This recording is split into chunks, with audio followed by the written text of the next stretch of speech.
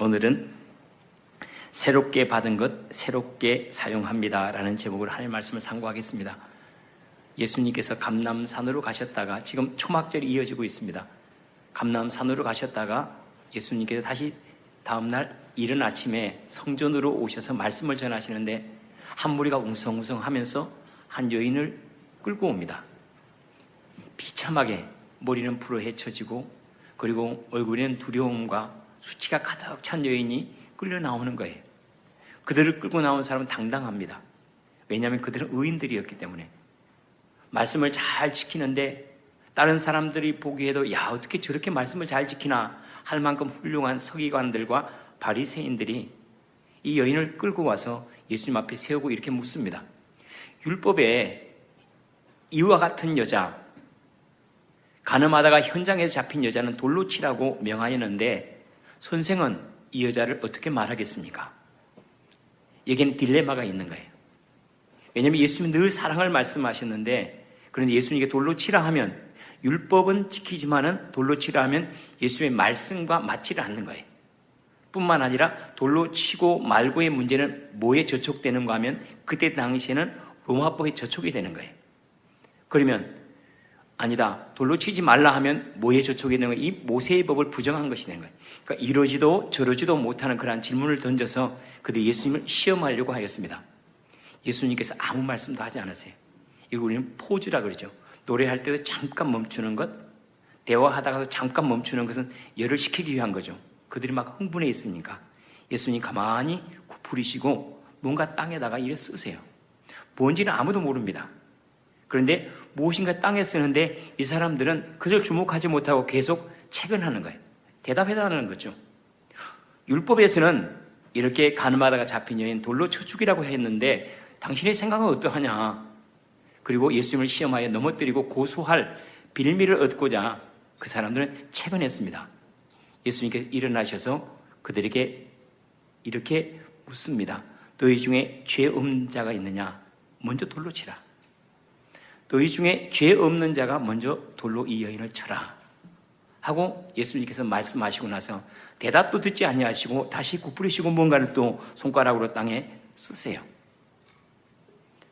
가만히 보니까 그 말씀을 아마 크게 들었던 모양이에요. 그렇죠. 아마 설교가 힘이 없는 것은 소음성 목사가 말을 많이 해서 그럴 거예요. 한마디만 딱 하고 가면 그 말씀을 묵상하고 깊이 할 건데 예수님 말씀 별로 많이 안 하세요. 그죠? 그리고 그냥 가만히 구부리고 앉아 계시는데 사람들이 양심의 가책을 받았어요. 그런데 아마 나이가 많을수록 죄가 더 많아서 그런지 나이가 많은 사람부터 한 사람씩 그 자리를 떠나는 거예요. 아마 양심의 가책을 더 많이 느꼈기 때문이겠죠. 삶을 이렇게 계산하다 보면 채워지는 것들은 우리의 죄악들이 아닙니까? 기쁨들도 많아지지만은 많아지는 것은 죄악인데 예수님의 그 말씀이 그들의 죄를 깨어낸 거예요. 그들은 다른 사람만 보며 자기 자신을 보지 못하다가 예수님께서 죄 없는 자가 있느냐? 그럼 돌로 쳐라. 그 말씀에 자기 자신을 보기 시작한 거죠. 사람들이 한 사람 한 사람 떠났습니다. 나이 든 사람부터 젊은이까지 다 떠나고 난 것을 예수님이 확인하시고 예수님께서 일어나시고 그 여자 외에 아무도 없는 것을 보시고 확인하신 다음에 그 여자에게 묻습니다. 여자여, 너를 고발하는 그들이 어디 있느냐? 그리고 너를 정죄하는 자가 없느냐 하고 이렇게 물으세요. 너를 고발하는 자, 정죄하는 자가 어디 있느냐, 없느냐 하고 이렇게 물으시니까 그 여인 지금 얼마나 두렵겠습니까? 사람들이 돌로 쳐 죽여도 뭐라고 말할 수 없는 그러한 지경, 두려움이 있고 한편으로는 끌려 나왔으니까 얼마나 수치스럽겠어요. 그것도 자랑할 만한 것도 아니고 가늠한 여인이라고 그랬어요. 가늠한 여인이라는 말은 무슨 말인지 알겠죠? 남편이 있는 여인이라는 얘기 아니겠습니까? 그 가늠한 여인이 붙잡혀 나왔을 때 수치스럽고 부끄럽고 후회스럽고 내가 왜 그때 참지 못했을까? 때때로 여기 안에 막 안타까움이 많았을 거예요. 그러한 그 여인이 자기를 돌로 치려고 자기를 끌고 왔던 사람을 가만히 보니까 아무도 없는 거예요. 아무도 없습니다. 그때 주님께서 하신 말씀이 나도 너를 정죄하지 아니하노니 가서 다시는 죄를 범하지 말라. 나도 너를 정죄하지 않는다. 나는 너를 정죄하지, 나도라는 말보다도 이렇게 해석하면 좋아요. 나는 너를 정죄하지 않는다. 우리가 살아가는 세상은 우리가 죽을 때까지는 주님께서 우리를 정죄하지 않으세요. 아니, 평생 동안 정죄하지 않을 수 있어요. 그러면 우리 심판은 안 받습니까? 심판은 하나님께서 만드신 법 안에 자기가 죽어가는 것이지, 심판이 따로 있다라고 말하는 것은 그런 비유적 표현이라고 하는 게 훨씬 좋을 거예요. 하나님 끝까지 사랑하세요. 죽기까지 사랑하세요. 그런데 왜 그들은 심판에, 그들은 지옥에 들어가는가? 스스로 들어가는 거예요. 하나님께서 이 길로 가라 하는데 가지 않고 다른 길로 감으로 말미암아 실족하고, 하나님 여기 생명이 있다 말씀하시는데 다른 길을 선택함으로 말미암아 죄악을 먹고 마심으로 멸망에 이르는 거 아니겠습니까? 사람은 지식이 많아지면 자기가 내가 이렇게 모르는 것이 많은가 하고 겸손해지는 게 맞죠. 자기가 의가 많아지고 의롭게 살고 정말 의롭게 살려고 애쓰다가 보면 의롭게 사는 것이 얼마나 힘든다는 거 알잖아요. 그러면 이 율법을 알아가면서 그들은 점점 율법으로 말미암아 다른 사람을 판단하는 것보다 불쌍히 여겨야 되잖아요. 그렇게 사는 것이 쉽지가 않다는 걸 자기들이 더 잘 알지 않습니까? 자기들은 평생 동안 하나님 말씀만 연구하고 평생 동안 기도만 하고 성전만 드나드니까 그렇게 살 수 있을지 모르지만은, 보통 사람들이 직장 나가죠. 뭐 하죠? 그거 다 하고 나서 하나님 말씀 지키는 것이 쉽지는 않잖아요. 스님들이 하나님 말씀 지키는 건 그건 쉬워요.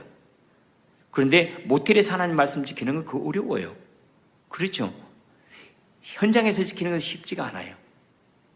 우리가 때때로 재물이 많으면, 그러면 관대한 마음을 더 많이 가져야 하고, 지식이 많으면 겸손해져야 하고, 우리의 의가 많으면 불쌍히 여기는 마음이 더해야 되는데, 이상하게 사람들은 그것을 잘못 사용하는 경우가 참 많아요.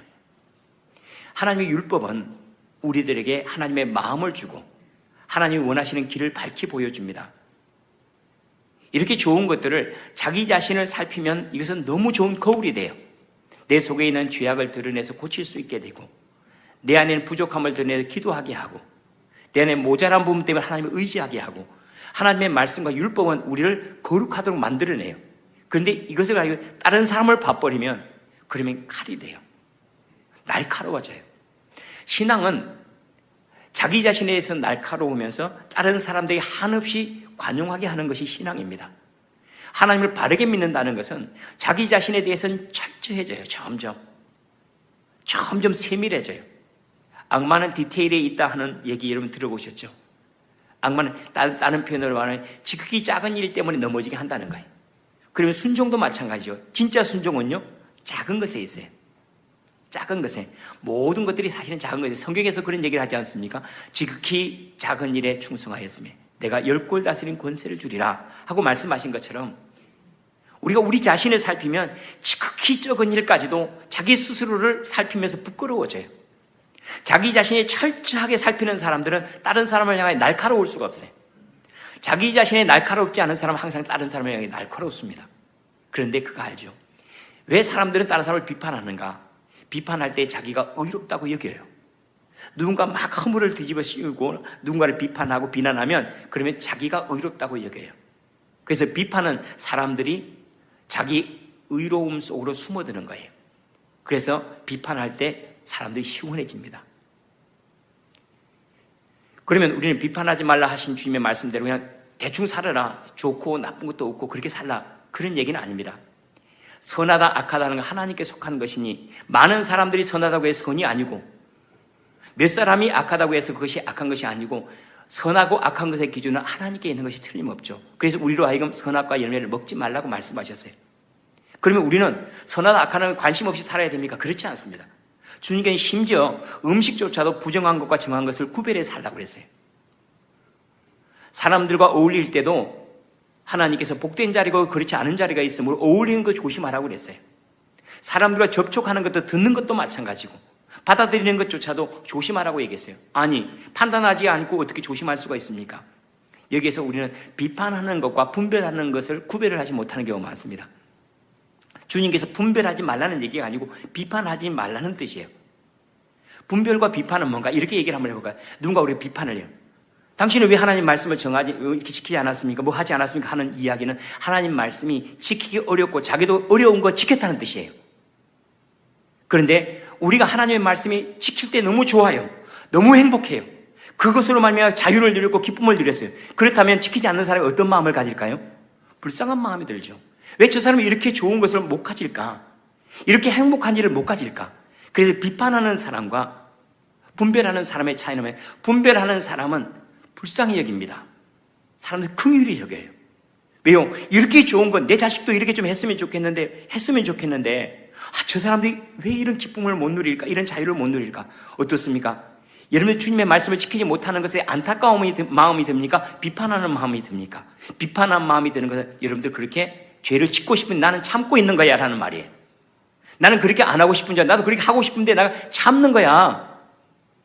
그런데 너가 그렇게 한단 말이야? 하고 은연히 우리가 바라는 것이 죄악이기 때문에 사람들은 비판하는 거예요. 그런데 분별은요 그렇지 않아요. 내가 지금 예수 믿는 게 너무 좋아요. 너무 행복해요. 너무 기뻐요. 그렇다면 다른 사람을 하지 못하는 것 때문에 안타까운 마음과 긍휼히 여기는 마음이 좋아야지 다른 사람을 날카롭게 비난하지 않습니다. 그래서 신앙이라고 하는 것은 사랑과 맞닥뜨려 있을 뿐만 아니라 우리의 마음을 무디게 만들어요. 칼날을 무디게 만들어요. 다른 사람에 대해서. 그런데 자기 자신은 그렇지 않습니다. 자기 자신에 대해서 한없이 날카롭습니다. 얼마만큼 날카로운 이 여인이 끌려 나올 때 그만큼의 안타까움, 그만큼의 아픔이 있게 만들어요. 우리는 언뜻 이 말씀을 읽다가 맞아. 주님은 한없이 사랑하셔서 간음죄도 아무것도 아니야. 도둑죄 아무것도 아니야. 살인하는 게 다 용서받을 수 있어. 죄악을 매우 경시할 수가 있습니다. 저는 이 말씀을 읽으면서 이 부분은 주님께서 성경에서 빼고 싶지 않았을까 그런 생각이 들어요. 그런데 정말로 이 성경은 여러 사본이 있습니다. 원래 원본이 하나 있으면 그것을 양피지에 쓴 사본이 있잖아요. 이 사본 중에 어떤 성경은 있고 어떤 성경은 없어요. 모든 성경이 다 기록하고 있는 것이 아니라 어떤 성경에 이 이야기가 빠져 있어요. 왜 이야기가 빠져 있을까? 제가 그런 마음이 있거든요. 제가 어렸을 때 특별히 우리 아이들의 나이쯤 되었을 때 실수한 것들이 많잖아요. 잘못한 것들이 많잖아요. 그런데 있는 그대로 아이들이 얘기를 못해요. 허물을 숨기고 싶은 것이 아니라 이 아이들이 내가 그렇게 얘기하면 그들을 당연하게 받아들일까 봐. 엄마 속이고 뭐 훔치고 내가 그래서 우리도 그래도 괜찮겠네. 엄마도 그랬으니까 아빠도 그랬어요. 그런 무딘 생각을 가질까 봐 그것을 그냥 숨기고서 아이들에게 바르게 살라라고 얘기하는 게 훨씬 많아요. 이 말씀이 우리로 하여금 죄는 아무것도 아니야. 하나님 사랑이 훨씬 크거든. 대충 죄를 지어도 회개하면 괜찮아. 주님께 정죄하지 않는다잖아 하고 우리로 하여금 하나님을 순종하는 데 무디게 하기 위한 말씀이 아니라는 것에 주목해야 됩니다. 누가 용서를 받는가? 이 여인이 끌려 나왔을 때의 그 아픔만큼 아파할 줄 아는 사람. 얼마나 수치스러웠겠어요. 끌려 나오면서 얼마나 부끄럽게 막 가슴을 치고 통곡을 했을 거예요. 이 여인이 두려움 속에서도 그때 그만 참았더라면 괜찮은데 왜 내가 그때 그 정욕을 참지 못했을까? 그 시기만 내가 지났으면 이런 수치, 이런 부끄러움, 이런 두려움 없을 건데 하는 그런 안타까움이 있지 않았겠습니까? 그런 통곡하는 마음, 이 마음이 있었기 때문에 여러분 우리 아이들이 아빠 죄송합니다. 제가 너무 마음이 아파요. 제가 잘못한 건데 제가 오히려 더 아파요. 힘들어요 하는 아이를 책망할 수 있습니까? 못해요. 근데 이놈이 뻣뻣해. 잘못한 줄도 몰라. 귓방맹이를 쓰는 아이지 무식이는. 그렇죠. 근데 이 여인은 한없이 비참해진 거예요. 자기의 죄악이 싹 드러나 버린 거예요. 자기가 말은 하지 않았지만 사람들이 말로 싹 다 까발려진 거잖아요. 얼마나 부끄럽고 얼마나 수치스럽겠습니까? 그 아픔과 그 수치스러움과 비참함이 있었기 때문에 주님이 더 이상 묻지 않아요. 왜냐하면 충분히 아파하고 충분히 힘들어하기 때문에 이제는 할 수 있는 것이 뭐죠? 용서밖에 없어요. 그렇다면 우리는 어떠할까요? 우리 주님 앞에 죄 사함 받았다, 은혜로 충만하다, 하나님 용서를 받았어 하는데 제가 이 말씀을 묵상하다 제 삶을 돌아보니까 이 여인이 이 두려움으로부터 자유케 되고 죄악으로 자유케 되어 돌아갈 때 얼마나 찬송을 했을까 하는 그런 기쁨만큼은 제게 없을 것 같아요. 왜 그럴까 하고 제 삶을 돌아보았더니 이 여인처럼 아파하거나 힘들어한 적이 없어요. 종종 우리는 매스컴에서 이번에도 학교 폭력 때문에 국가대표 선수가 고리되고 막 이런 일들을 보면서 이런 막 들통난 거 있죠. 공성희 씨 혹시 내 얘기인데 이거 나 큰일 나네 그런 생각 안 들었습니까? 저는 그런 생각이 들더라고요. 저는 무심코 혹시라도 주먹 날린 적이 있을 것 같아요. 제가 지금은 적지만 옛날에 큰 편에 속했거든요. 그런 게 있을 것 같아요. 근데 가끔씩 우리가 그런 거 있죠. 고아원에서 장로님이 주님 일을 한다고 분명히 고아원을 지었는데 때때로 폭력을 해가지고 뉴스에 막 드러나거나 때때로 목사님이 목회한다고 평생 헌신하다가 마지막에 정말로 성 문제 때문에 그냥 뉴스에 막 도배하고, 그때 또 때때로 예수 믿는다고 하면서 그 사람들이 막 뉴스 매스컴에 막 이렇게 드러나거나 학교 폭력 때문에 막 드러나고 이럴 때 여러분의 삶이 막 들통난 것 같은 그런 느낌 안 듭니까? 그 사람은 들통났는데 나는 야, 다행이다 그런 생각. 아니면 주님, 저는 더한 놈입니다. 저는 더한 놈입니다. 그런데 이렇게 아파하고 이렇게 힘들어하고 이렇게 버거워하는 그것이 없으면 사람 돌아서지 않습니다. 이 여인은 충분히 아파했어요.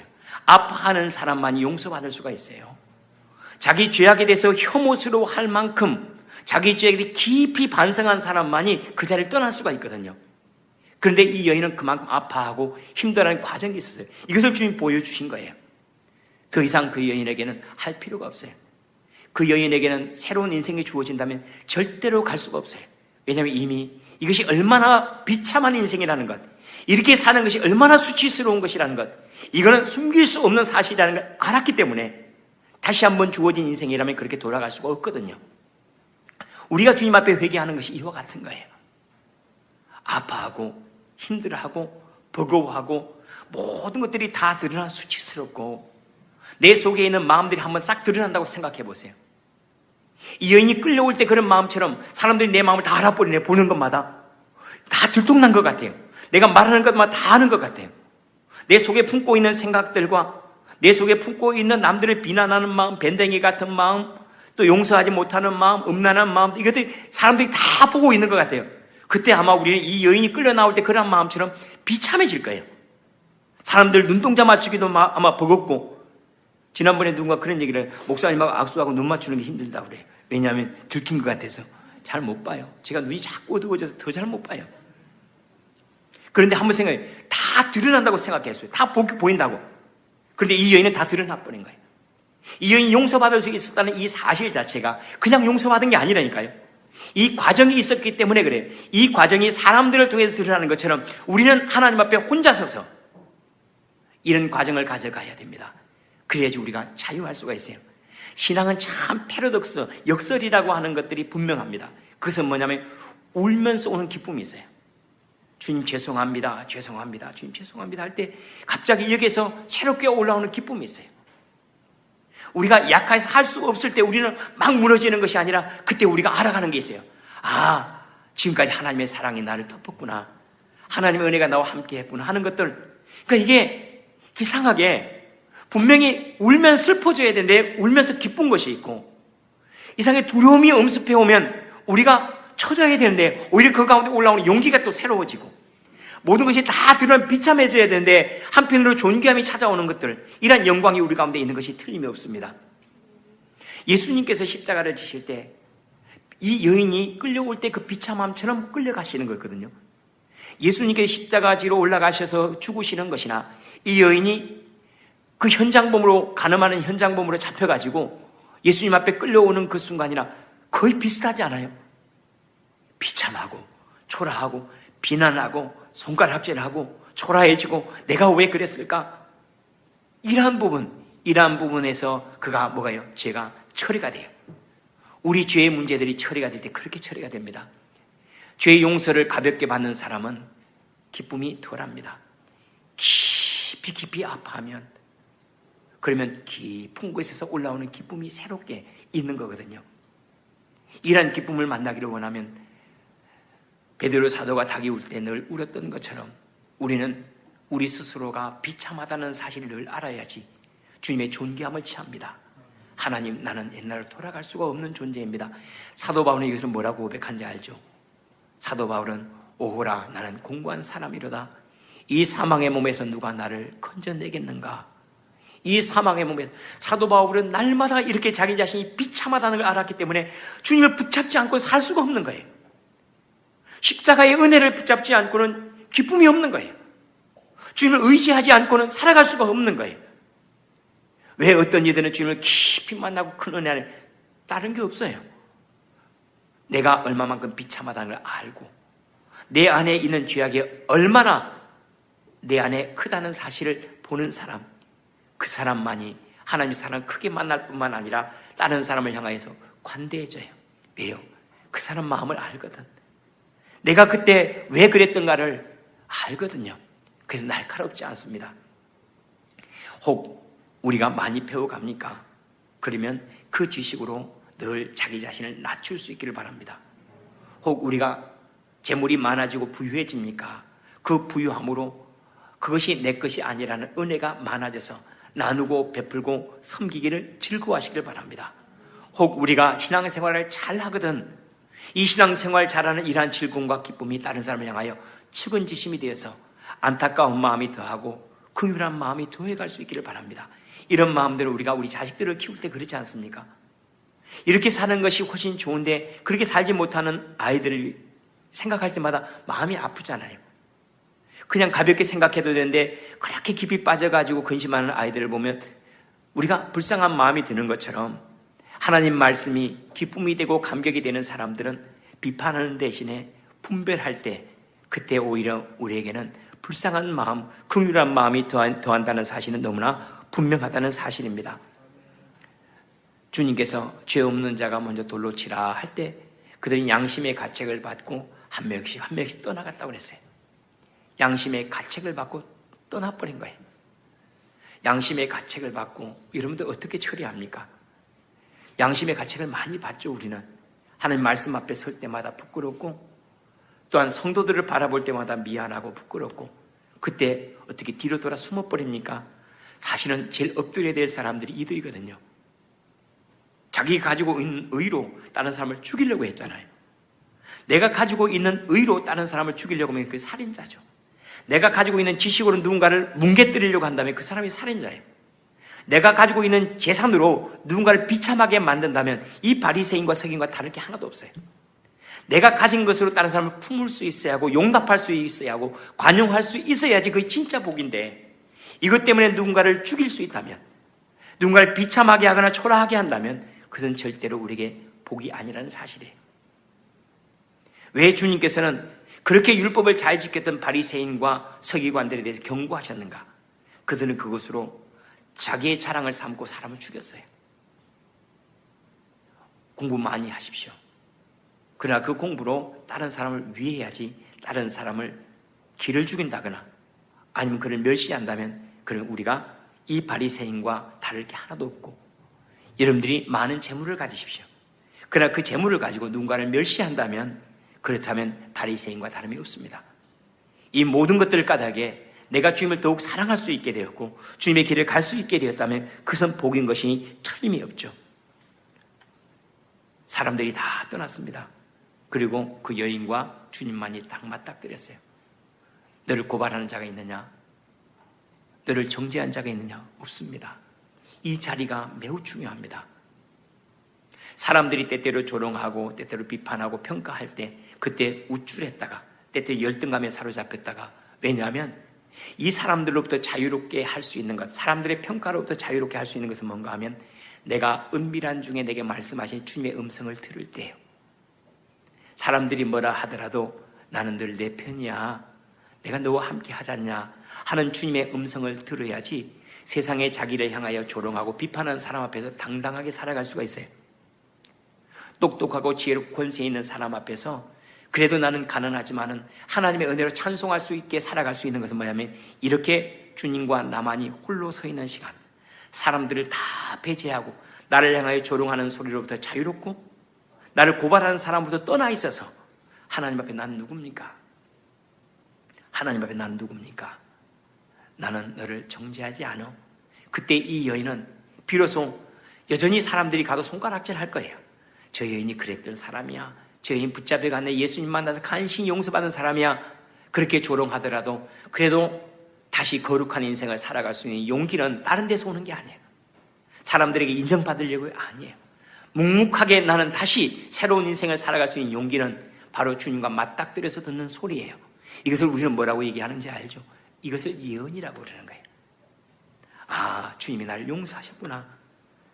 하나님이 나 같은 죄인 살리신 그 은혜 놀라와. 그때 비로소 우리는 사람들이 나를 조롱하고 비난하고 비판하더라도 묵묵히 믿음의 길을 갈 수 있는 용기가 바로 이 자리에서 나온다는 거예요. 그래서 주님 앞에 홀로 서는 시간들을 여러분들이 꼭 잘 가져가시길 바랍니다.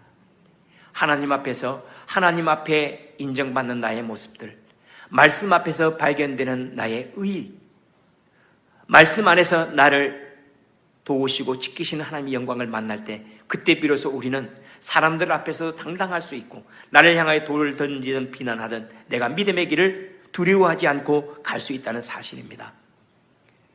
종종 사람들을 향하여 절대자 앞에 홀로선 단독자라고 이렇게 표현을 합니다. 어떻습니까?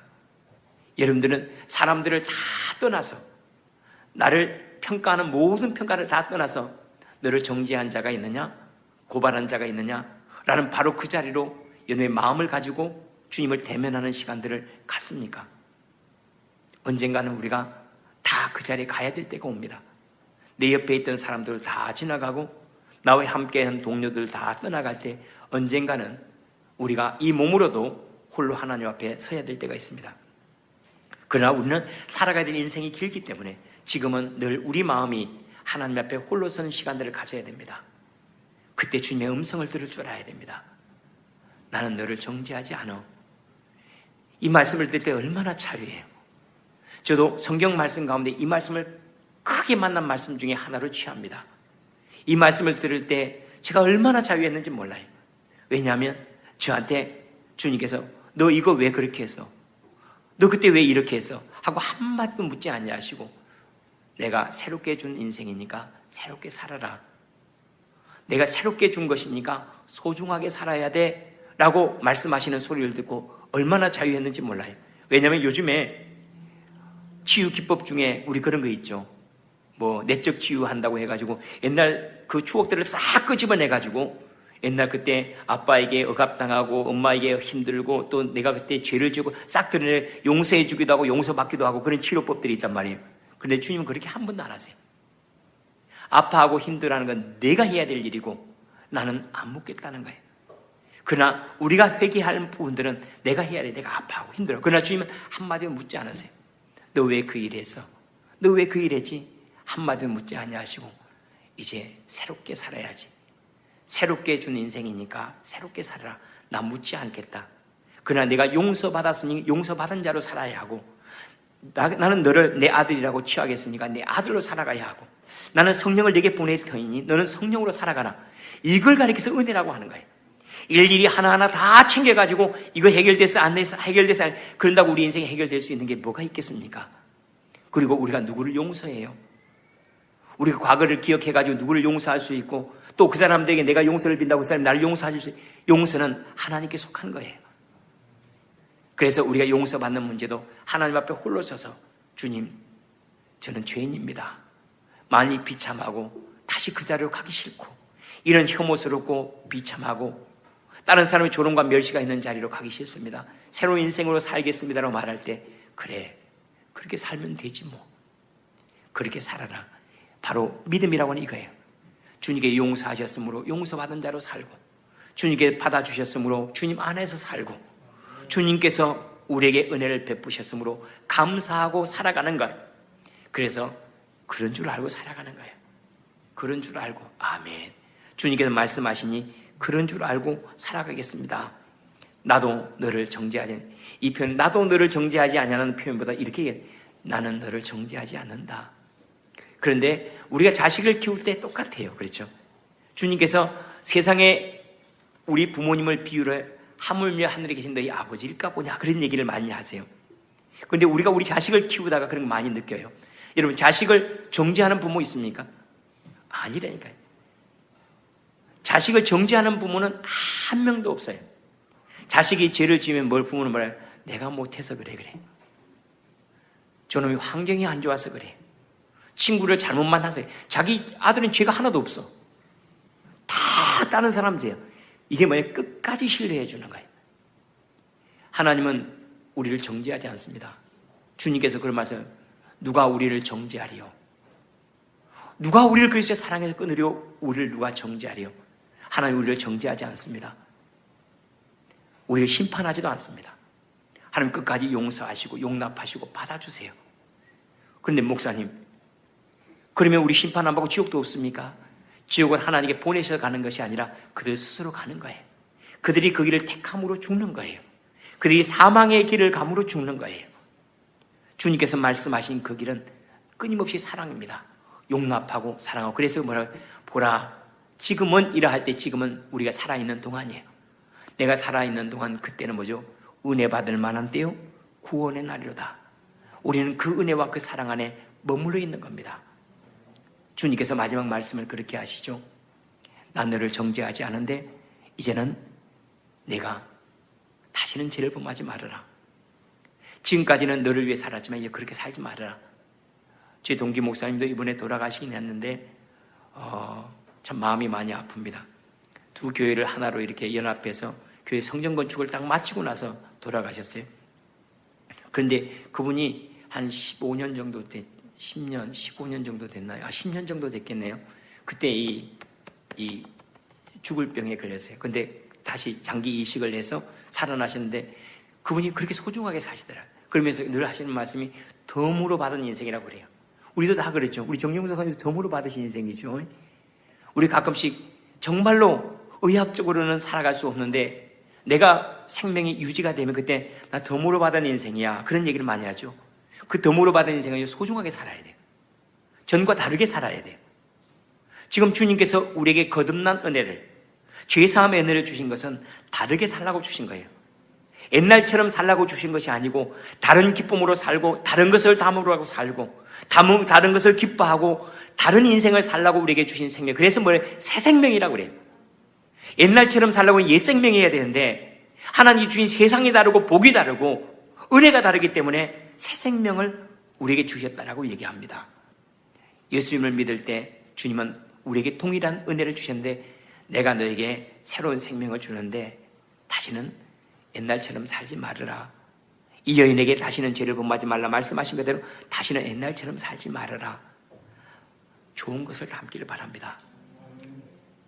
우리가 은혜로 받은 인생이라면 좋은 것을 담고 감사를 담고 기쁨을 담고 은혜를 담고 그리고 다른 사람을 향하여 날카로운 칼을 걷어들이십시오. 비판하지 마십시오. 그리고 누군가를 내가 가지고 있는 것 때문에 죽이려고 하지 마십시오. 누군가를 절대 밟고 일어나지 마십시오. 주님께서는 인자는 섬김을 받으리 함이 아니라 섬기리 하고 라고 분명히 말씀하셨어요. 새로운 인생은 뭐 하려고요? 죽이려는 인생이 아니라 살리는 삶이에요. 여러분이 만나는 사람을 살려주십시오. 가지고 있는 지식을 통해서 기쁘게 하고 가지고 있는 경험들을 통해서 그를 존귀하게 하고 가지고 있는 재물을 통해서 그를 도와주고 가지고 있는 내 의를 통해서 그를 불쌍히 여기고 우리의 삶이 다른 사람을 살리라고 주신 그 은혜로 새 생명을 받았습니다. 오늘 말씀의 제목처럼 새롭게 받은 것입니다. 새롭게 사용해야 됩니다. 새로운 일로 하나님의 거룩한 일로 영광스러운 일로 잘 사용할 수 있기를 바랍니다. 그때 하나님이 주신 은혜가 이런 거구나. 그런데 한편으로는 늘 이걸 잃어버리면 안 됩니다. 그때를 잃어버리면 안 됩니다. 수치스럽게 부끄럽게 다른 사람의 손가락질하면서 죽이려고 한 두려움 속에 끌려왔던 그때 그 모습, 그때 그 모습을 우리는 날마다 자기 자신을 통회하고 자백하면서 주님 내 안에 그런 것들이 여전히 남아 있습니다. 나는 주님의 은혜가 많이 필요합니다라고 기도하는 이 자리가 없으면 다른 사람을 향해 늘 핑계댑니다. 그 교회가 그래. 그 목사가 그래. 그 교회는 왜 그런 모양. 성도들이 제일 쉽게 누구 탓이 아니에요. 우리는 이 여인이 끌려온 것처럼 스스로에 대해서 많이 비참해져야 됩니다. 비참할 때 그러면 우리는 절망에 빠지는가? 아니요. 그때 내가 만나는 사람이 소중해요. 그때 나에게 말을 걸어주는 사람은 감사해요. 나를 인정하고 칭찬해 주는 사람은 너무 고마워요. 사람이 낮아지면 모든 사람이 천사가 되고 사람이 겸손해지면 모든 것들이 지혜가 돼요.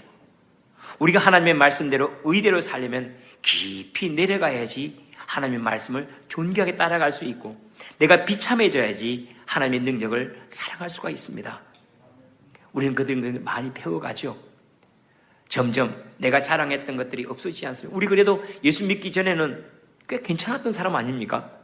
세상에서 그래 대단한 사람들 아니었습니까? 인정받고 내가 누군가에 해꾸지한 사람입니까? 누구한테 해꾸지한 것도 없고 그렇게 잘못했다고 하지만 그래도 예수 믿기 시작하고 종교를 가지기 시작한 사람들은 그래도 의에 대해서 관심이라도 있는 사람이에요. 바르게 사는 것이 무엇인가? 그래 다른 사람은 의롭게 들어온 사람. 그런데 이상하게 예수 만나고 나서 자랑할 게 별로 없죠. 그리고 늘 사도 바울의 고백처럼 뭐가 그렇게 많아요? 우리 애들도 나와서 늘 눈물 흘리면서 해결합니다. 우리들 주님 씨께 뭔 죄가 그렇게 많다고 저렇게. 유치원생들로 가끔 눈물 흘리면 아니 제가 지은 죄가 뭐가 저리 많다고. 참 예수 잘 믿고 가죠. 우리도 그래요. 전에는 잘한 게 많다가 지금은요 이 여인처럼 비참한 것밖에 생각이 안 나요. 그래서 우리는 이런 찬송을 하죠. 늘 울어도 눈물로써 못 갚을 줄 알아.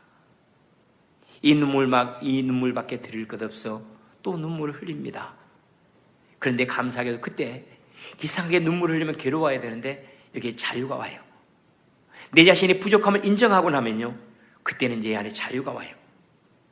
인정하지 않을 때는요 뭔가 두렵고 염려스러운 걸 쫓아오다가 주님 나는 죄인입니다. 나는 이 여인만도 못한 죄인입니다. 다 제 탓입니다라고 인정할 때 그때 비로소 우리 안에 깊이 다가오는 위로와 자유가 있는데 이러한 자유와 기쁨이 점점 더해가 자랑할 것 없습니다. 우리 주 외에는 의지할 데 없습니다. 주님만이 나의 능력이요 의가 됩니다라고 찬송하며 우리 주님을 따라가는 것이 기쁨의 삶이 될 수 있도록 복된 삶이 될 수 있도록 잘 주님 따라갈 수 있기를 바랍니다. 기도하겠습니다.